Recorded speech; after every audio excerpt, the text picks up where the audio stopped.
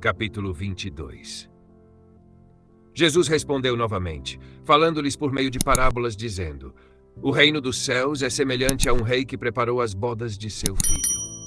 Ele enviou seus servos para chamar os convidados para as bodas, mas eles não quiseram vir. Então enviou outros servos, dizendo: Dizei aos convidados: Eis que preparei o meu banquete, meus bois e animais cevados já foram abatidos, e tudo está pronto. Vinde para as bodas.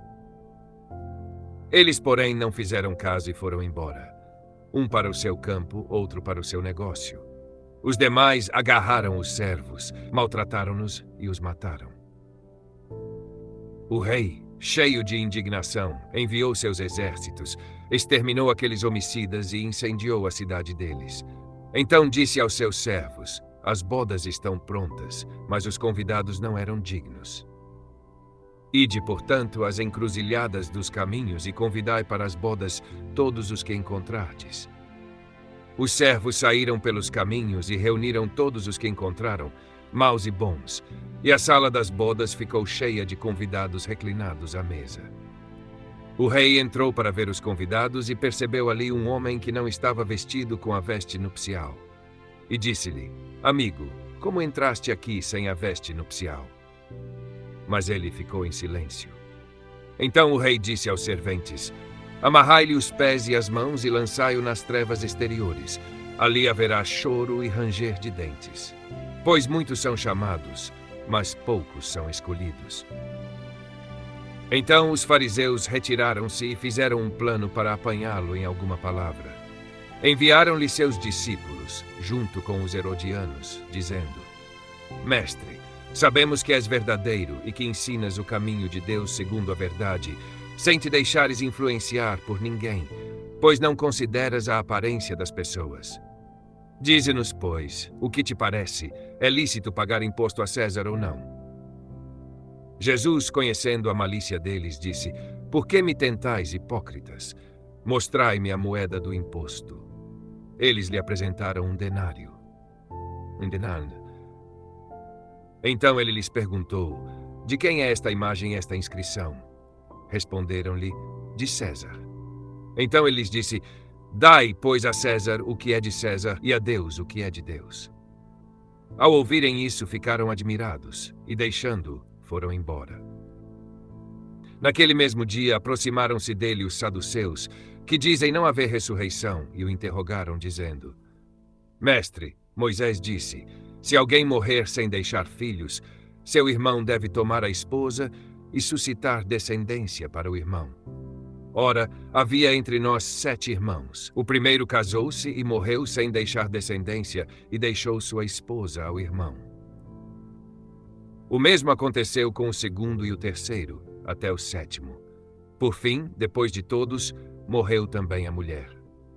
Na ressurreição, de qual dos 7 ela será esposa? Pois todos a tiveram. Jesus respondeu-lhes: Estais enganados, porque não conheceis as Escrituras nem o poder de Deus. Na ressurreição, nem se casam, nem são dados em casamento, mas são como os anjos no céu. Quanto à ressurreição dos mortos, não lestes o que Deus vos disse: Eu sou o Deus de Abraão, o Deus de Isaque e o Deus de Jacó?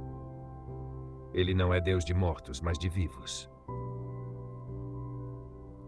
Ao ouvirem isso, as multidões ficavam maravilhadas com a sua doutrina. Os fariseus, ao saberem que ele fizera calar os saduceus, reuniram-se num só grupo. E um deles, doutor da lei, perguntou-lhe para pô-lo à prova: Mestre, qual é o maior mandamento da lei? Jesus respondeu: Amarás o Senhor teu Deus de todo o teu coração, de toda a tua alma e de toda a tua mente. Este é o maior e o primeiro mandamento. O segundo é semelhante a este: amarás o teu próximo como a ti mesmo.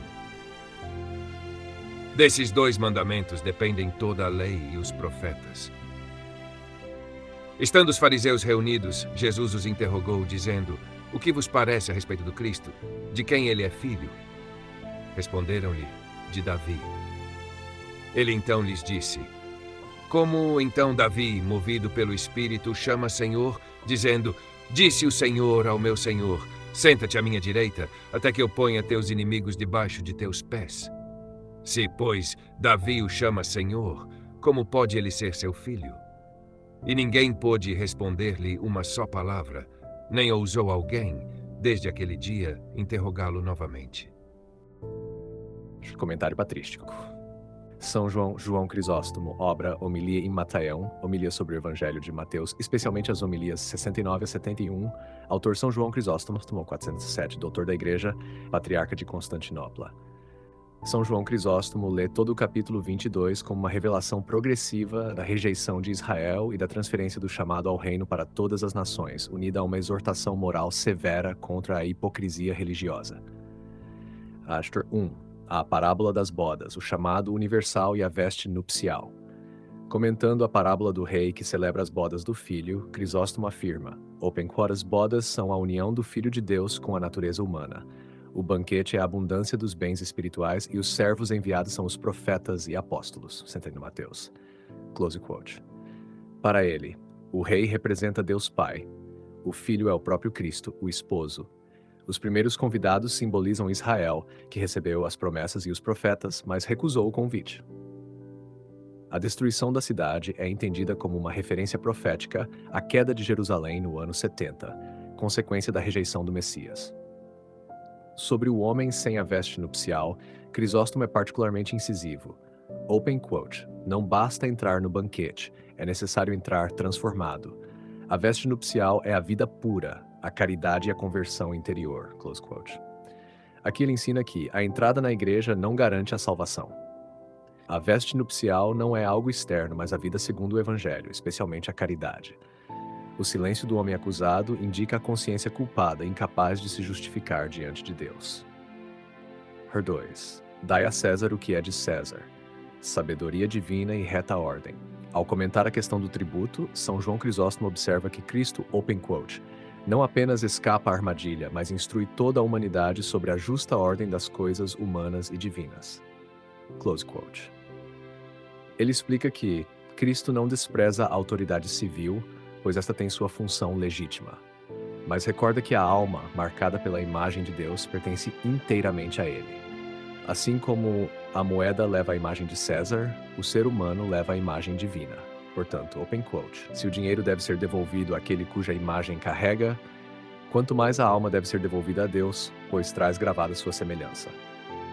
Close quote. 3. A ressurreição dos mortos, ignorância das Escrituras e do poder de Deus. Diante dos saduceus, Crisóstomo ressalta que Jesus não apenas responde à questão, mas denuncia a raiz do erro. Open quote. Eles erravam porque liam a Escritura sem fé e porque julgavam o poder de Deus segundo os limites humanos. Close quote. Para São João Crisóstomo, a vida futura não é uma repetição da vida presente, mas uma existência transfigurada. A comparação com os anjos indica imortalidade, incorruptibilidade e comunhão perfeita com Deus, não a perda da identidade humana. 4. O maior mandamento, o coração da lei. Ao tratar do mandamento do amor, Crisóstomo afirma, open quote, Cristo reúne toda a lei em dois amores, para mostrar que a virtude não é multiplicidade de preceitos, mas unidade do coração, close quote. Ele explica que o amor a Deus sem amor ao próximo é ilusório. O amor ao próximo sem amor a Deus é incompleto. Toda a Escritura converge para essa dupla caridade. 5. De quem é filho Cristo? Revelação do mistério messiânico. Por fim, comentando a pergunta sobre o Messias, São João Crisóstomo observa que Cristo, open quote, conduz os fariseus, passo a passo, da letra da Escritura ao mistério da sua divindade. Close quote. Ao mostrar que Davi chama o Messias de Senhor, Cristo revela que ele é verdadeiramente filho de Davi segundo a carne, mas é Senhor de Davi segundo a divindade. O silêncio final dos fariseus é, para Crisóstomo, o silêncio da razão humana quando confrontada com o mistério divino recusado. Conclusão patrística unificadora. Para São João Crisóstomo, Mateus 22 é um capítulo de juízo e misericórdia. Juízo contra a hipocrisia, a falsa religiosidade e a recusa da graça. Misericórdia no chamado universal ao banquete do reino. Convite à conversão interior, simbolizada pela veste nupcial. Revelação progressiva da identidade de Cristo como Rei, Esposo, Senhor e Filho de Deus. Queridos ouvintes, Chegamos ao fim deste audiolivro e quero expressar minha profunda gratidão a todos que permaneceram conosco até aqui. Sua dedicação em acompanhar essa obra é um verdadeiro sinal de busca pela sabedoria e pelo crescimento espiritual. Que o conteúdo ouvido possa nutrir sua alma e fortalecer sua fé. Aproveito para convidá-los a explorar as playlists do canal Caminho Católico, onde vocês encontrarão outros tesouros espirituais. São obras que podem acompanhar e iluminar sua jornada, como Castelo Interior de Santa Teresa de Jesus, Confissões de Santo Agostinho, Palavras Bíblicas com o Evangelho comentado por grandes eclesiásticos, Filoteia de São Francisco de Sales, Tratado da Verdadeira Devoção à Santíssima Virgem de São Luís Maria de Montfort, A Imitação de Cristo de Tomás de Kempis e As Três Idades da Vida Interior do Padre Garrigou Lagrange. Cada uma dessas obras oferece um caminho profundo de reflexão e conversão, e espero que possam encontrar nelas a mesma riqueza espiritual que proporcionaram a tantas gerações. Nosso canal está sempre aberto para quem deseja aprender e crescer na fé. Continue nos acompanhando e compartilhando essa jornada espiritual. Mais uma vez, obrigado por sua presença e que Deus abençoe a todos.